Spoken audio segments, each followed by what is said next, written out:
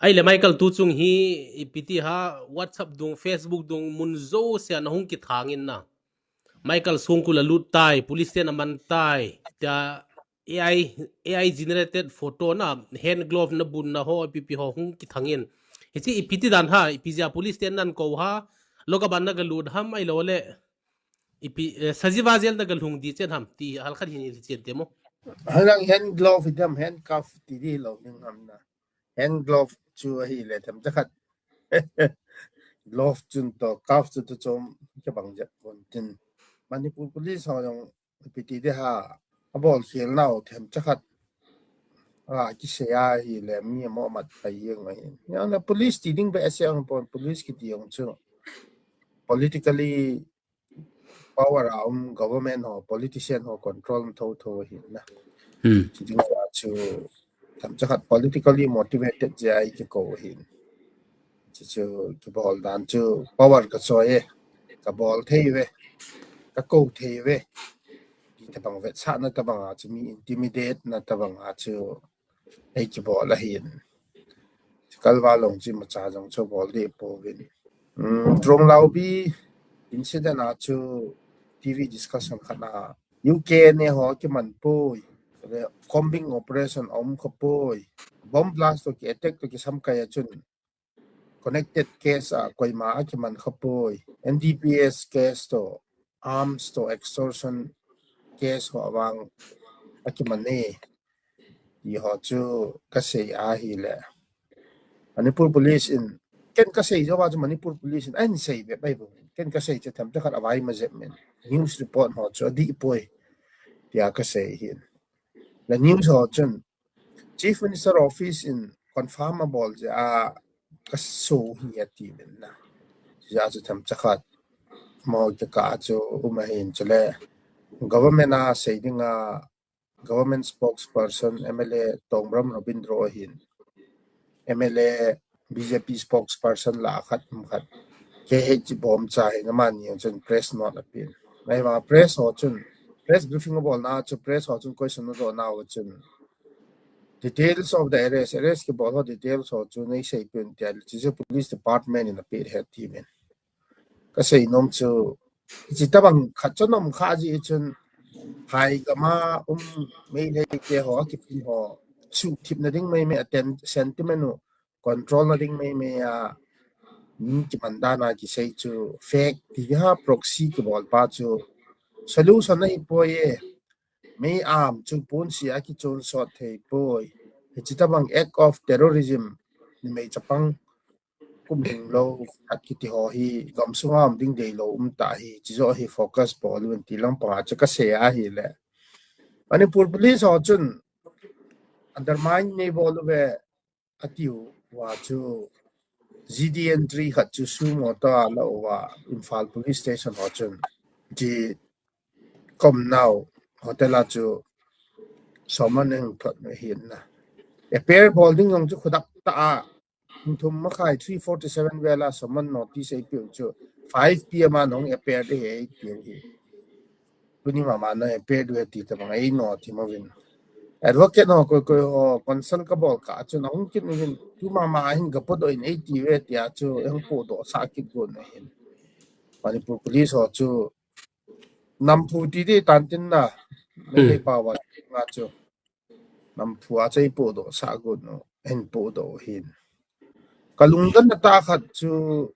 TV talk show khat jong ka nei ji chun ke chu 7:30 zo long le ko e de ka tin SP pa kom chun ka sen na SP pa un chun hong chom khat cha don khom te ka ti bo ve ka don khom ting ga cho lim hi te pi ne het mo zo ga sei khom te ka ti he bo ve ti a chu ei lep mu ji da na hin ke chun tu ni ki man pom ka te ka ti le no suan thot sau bin ke ti chun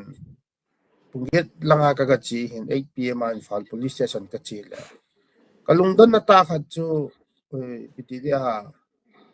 same timing vela chun 8:27 la vela chun kohur chairman pu ti ding ham secretary pu ti ham pu Benjamin Mateo kon WhatsApp la donga sei man tawin at around 8:27 kung makhayo ting nai lo hela infal tu chu chom ho chun head jo ki no hitan ki midang dang sa nga chuna thì chun advocate pu sei den mang ho chun WhatsApp group la dong chun thì chun tha do long kai pu ki manin ku ki li hu do nga yam ki bo tot na ta bang ru da message na ai ti che le politically motivated ki bo lam phat chu ki mu chenin statement e la da ni yong chu e la ji win po do ki ji win achung na ga dong ki jin question tham khat an pulut ki jin e dong ki ji win mai li wei lang ta bang chu statement ka record chai wa cho vel vel la chu thu chu e do so hin e do so BJP center leader a koi koi tan ki het nam koi koi tan ki ho na la yam ti ho ta bang ho po na koi son ni ki dong ho pro lao bi case of firing to chun be se lo ti ho ta bang chu politically motivated e ki bole Manipur hi apai ban na chawi ki da na tu position am ali ne ti da na chun om min ko mo the yengin kalung kham na pen chu ke chu le ke hi tan chief minister lupa biren khang la ya mi mat ding mi arrest bowling ti ho chu ana sei ji ni chalai chun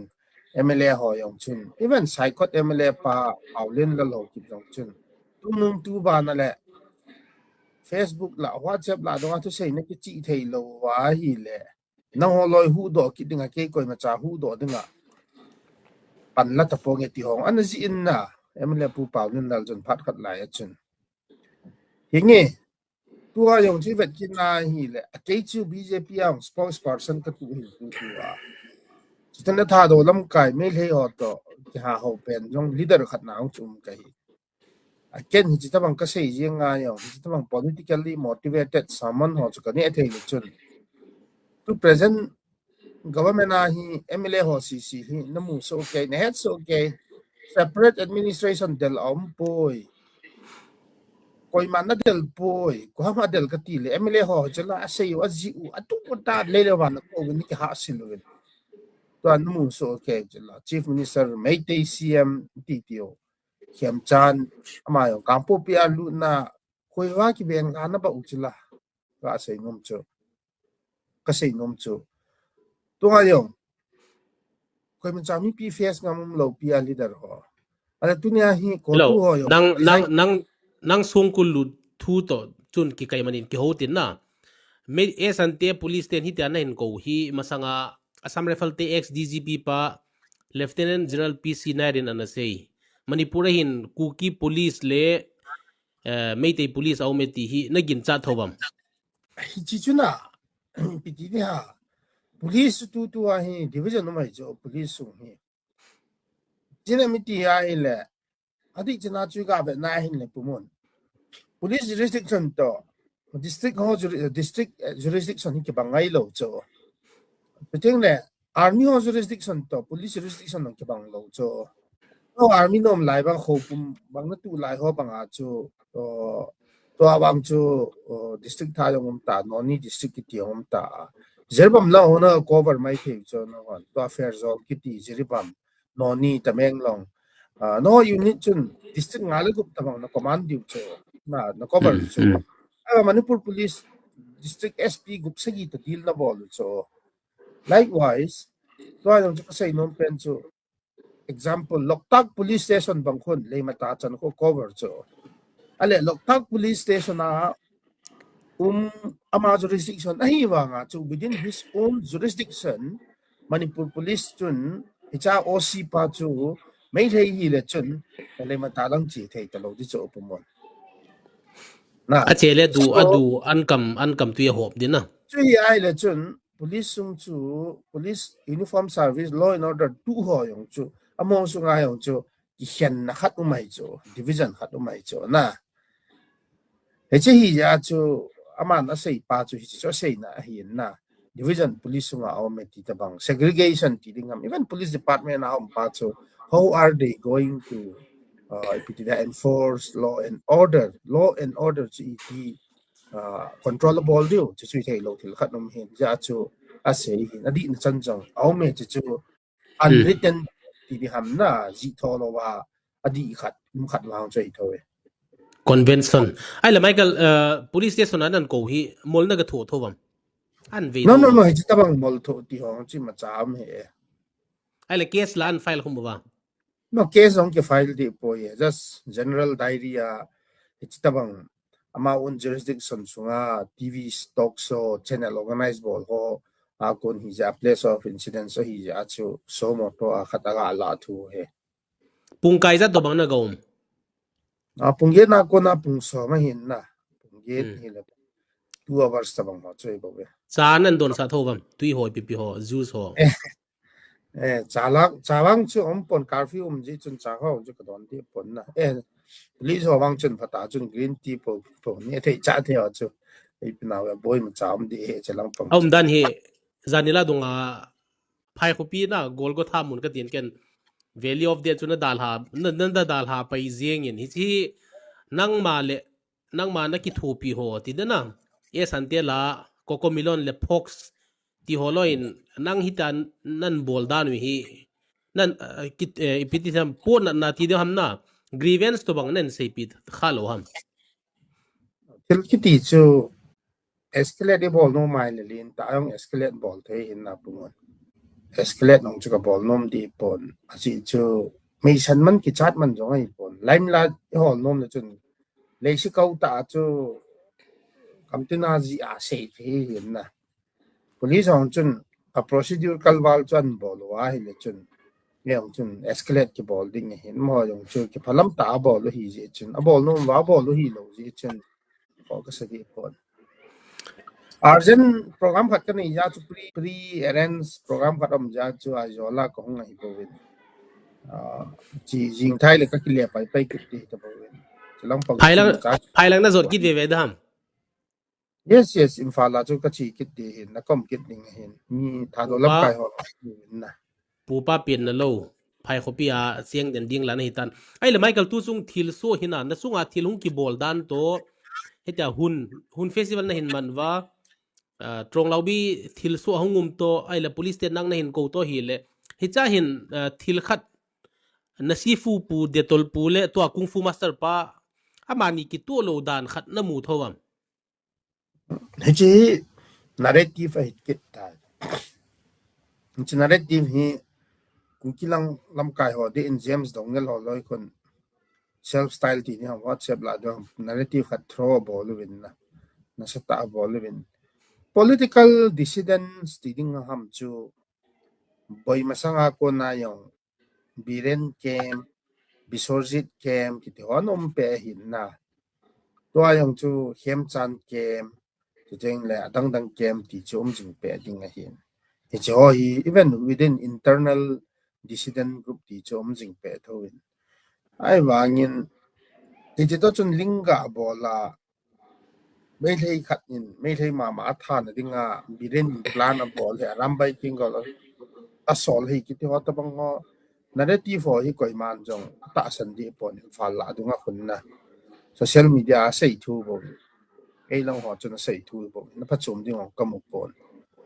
chi ta bang political tasal chum jing pe jong le hi chi lom lo ma ki tha tu na ding ki mat tu na ding a plan ki bol tu no awang chu hi cha mi ka tha ja chu hem chan chu chief minister apat hing ding yong ai di pon na ji chun a ji chu chief minister ga hial ki ti chu reset ga bol lo ya transfer posting ga bol thei thi lai pon bjp on chen abat tu se la second thought ane ya chief minister chu hial ding hin ya chu ji ga bol ya chu cm chu hing ding ti ho ta bang mentality nei chu koi ma chai ta bang ai mature yong chu om di pon na ji chen ka vet na hi le yes internal dissident chu nante camping chu jong le ex chief minister tu biren group chu le incumbent pa group nante sunga jong le tu tun chu bang chu visibility yong om di nai pon a ji chu mla jo si khon pata ko khem cham pa support hin chiteng le khem chan to ex chief minister biren jong chu hapta khat musanga jong chu delhi chi musanga jong chu bu ne khom hana ki mu to khom ki tho han hin nam ho ki ka yong chu ya normal si ti hum sa ding am ti cha bai pi tho we hi ya chu ke gyal dan en wang chu ta link to bol ku ki sei go te chu mu phot sa na pa chom poe ka ti ai le tua na inzo nan sei dan chu police ten na hung pui do wa samon letter na hin thot wa ala pu benjamin mate min na hin phain selen mang ho kip min in phain hita nang samon hung kipia ki ho gam lang na ki ho zalian gam lang ti ding ham zo gam pu kilen adu da ti taute ki ho gam lang a hiti nang samon hung ki bol na le nang hung ki ko na ho hung ki thang pai zieng the hi le chun aki ho lang hon zong ichan ham khadin e sante sunga hin penetrate ka bol zo ve ti khat na mu the thawam chỉ cái cả chú gin mo khát lên chỉ cái này thôi in trong này chẳng chú speculate cái bảo là cái xây trong chú đi Japan tin lang na nga chú coi coi hele đâu không số okay hin tu chief minister pa to chun 10 MLA so ti ding ham MLA ho jo siang chỉ cái ho hin na kinh người hong chỉ cái ho số okay hin bu mon in fall lang government lang pang chi ti le chun pi wala update cho mu da jom loi le pai ni so okay hin mo narrative building dinga chu so nga ga ki se tu thu bo hin ni pi ga thep ko ding ama invested interest relevant na dinga cha bol thu he bo na ei lang nga lam kai hon song MLA hen lang ko hi song le hem chan bang chu pu hok let ina bang kholai leng chula na chaw bang chu chief minister khat VIP trip khat chu pre plan am lo wa hi le e ga ti kham party wo ga du pau ti ki ta chi thei lo thi li cho chi ka bang kon loi ho chu ya chu so masunga chu ki hetoh so ke ni pi chun ma cha het naw la sam mo na lai ja chi ki ngol bol thei thu bo he na ja chu mi pi ngol ja chu kum thum ma sanga chu ase dal ti lai wa chu ki ho chun ki mu lo de ka ti ngam set no hang san ta ka pan ngam mo hin mi pi sentiment ipimen thu lo la thi be daw te ki ti ngam hin to chu ti hin line cha langa sunga nei khom so ke even bi ren phat lai ya yang sai kot MLA pu Paulin dal tai lo dang zo si chu ho so ke ju la bi ren to dai ka na cho ta bang chum so ke power position chu adai so ke in touch ai so ke ve ni pi het nga zo adu da se yang da sunga wang chu in touch ai so ke ve ke so ke ve ai le Michael hi tu chung hi e sante chief minister pa khemchan in senapati ga visit khuna itobang din muna na muam abanit ko tu te lam kai zo se jong resignation letter hin pi naw khat jong letter hung ki su na mu ding hin na hi cha ko na hi ipi reading na neyam very interesting khat hin ke mu da na wang chu very interesting in chule bound to happen so ding thil khat hin so ding thil khat so hetoh win it was bound to happen na chi hi ji chen ka sei nom chu pham ti ai le kem chan government hung ki installa ko na hi ama yong hin restoration process party ding ham hi normal si lampa hi focus a hin zerbam visit a bolin hoilang a bolin I chan ye meticulous planning anei ham ti wang chu ka ha het ta pong ai wangin zerbam ni ve chi tan kampu pi breakthrough pass through te ding on chama attempt khata hin ichi chu ni chi kampu pi breakthrough ding a chu pumon a deputy chief minister nu le a deputy chief minister pa chun support a pi lo le ama chu tin chi lo de he chi confidence nei lo de a deputy chief minister pu di ko board to khat hikit tale a deputy chief minister nu pi niam cha support chu lo a cha ma chu ep a bol ga mong lo de pi niam cha contribution chu very big a hi cha na he chu pi niam cha chun a timing le a place le amun le phat chu ta tu hi appropriate hiam chu ka ha het ta poi ai wangin pi niam cha in jong conducive environment to create in pu ho let aga visit jong chun pu ho let jong chun na piti de ha pu khem chan ji pass through kampo pi buffer zone ti tau te su te na dinga chu ang pass through dinga chun health len ta allow in na amount of contribution na le ne ti pa chu ken nong ka sei no pi che le ka sei no pa chu khem chan chu igong lo hel be a foot ta hu mo thai hei poi bu chu hun lo hel be amin thei poi na amin phating bo ki thua ki ne hin na ja chu mo chun out of the blue sudden abol hei poi ji chu imphal was burning meaning 5 years old 5 months old chapang ni chu tong laubia bombing a thi mi ki phin na so sang CRPF on mi thum piti de ha protesters ho chu aga tha ki no chu hi ai le chun in that case chu hi ai le chun pumun ka sai nom chu pham ti ai le chun phai sim yong curfew so ke bu khem chan chun al problem chu da a senapati lang ka chi ding development package ka phone do ding chu mấy tên majority sentiment cho Việt Nam chỉ lâu để hi na chỉ lâu để hi but hi chong cho da chong cho da cái thay lúc vào không bỏ đồ vào kít anh ấy chỉ chun until ball chu very historic very landmark achievement dana get big breakthrough hi wanga chu athu chu sensationalize zo be se lo infal a chu mấy tên họ chu cái pa be se di appreciate di lo pil chu mà isi pham ti le pu khem chan ding ayong chu hi chi tabang ga breakthrough ball na ding opportunity chu len ta chu hi chi opportunity chu ama chun khaizat ham khat 2 months 6 days sunga chu ti ta 66 days sunga a government kin sola pana achievement di kar hi ja jama chun hi chi opportunity chu misnom lo ja chu a ball a hi ale ivet kinai le hi chi a ball zo si chi vet kinai hi le pu khem chan a ball zo si chu ama hi ja zong ai di be se in kamu pon apart le ni ko mi pi hi chi mai ta chu boy na sim ding mi pi chi mai ta chu mi pi chim ta ja chu fatigue ti di ha ama chama na thi die down na ama chama chu die its own death kiti ho kham na si yes dan yes hi yes ni ama chama chu mi pi yong chum ta ga ke pending ga boy na ga sim ding ti yong le a purpose mi pi na mu be se ta lo chu aji chu the spirit of separate administration pa chu mi pi hin high hope ani be se lo pa na chu ami pi ho chu ti ha boy na ga sim ding chum te lo aji chu boy na sim no mo ding a chu na sim thei chu la very simple bo chu balamin sim ta lo ham ti ai le kampu pi tu kam ki phai ka sung sia mi pi chim tai ti hat indication chan jong am the ai wa chun i vet na hi le pumun a ki bol ki sei zo si chu ei le ei ki het na ngen na hin mi pi ho grievances all grievances ho hi address a ki bol de pon politician ho ki chet na ngen na hin ma zo si hi je hi je chun tham cha khat chu yes pnm chang chun ama position chu teng le international front ho yong chun amo dominated area mo position chu ivet na hele nei na winte tun fake fake organization proxy organization hon pnm cha to pu sem tin thang dictator adu adatin am tan so kamu na so chu kampu ki context san se le di hin ai wa chu chandel context tingopal more adang dang chu sampu context ho chu ve dictator lo khat sampu democratically elected hi e ho apa hi ups hi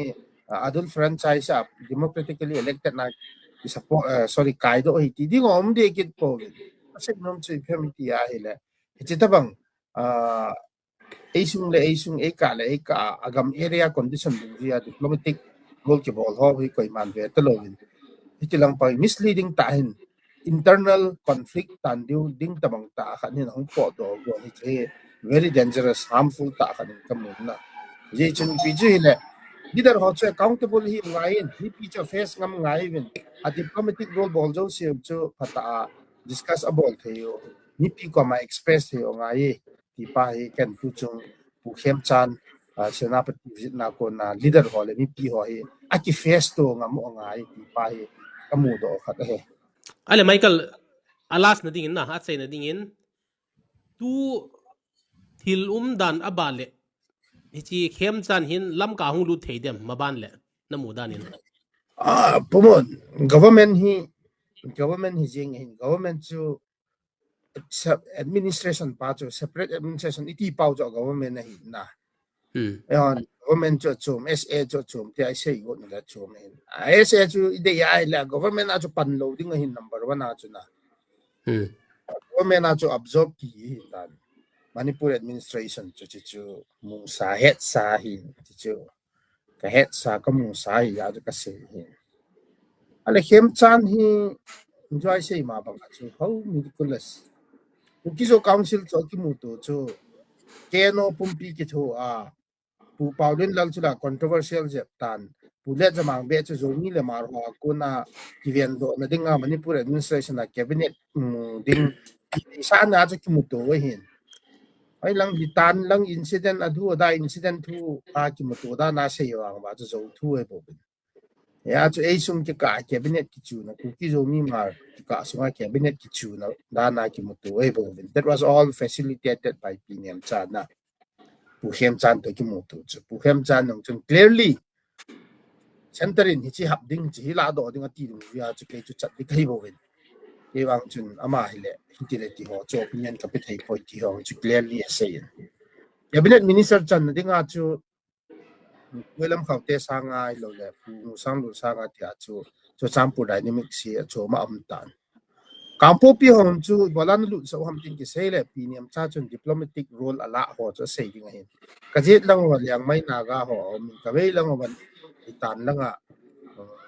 ti de ha tang khul ho kanungo wa NPO na ga ho kamao wa mai lai sak mai ho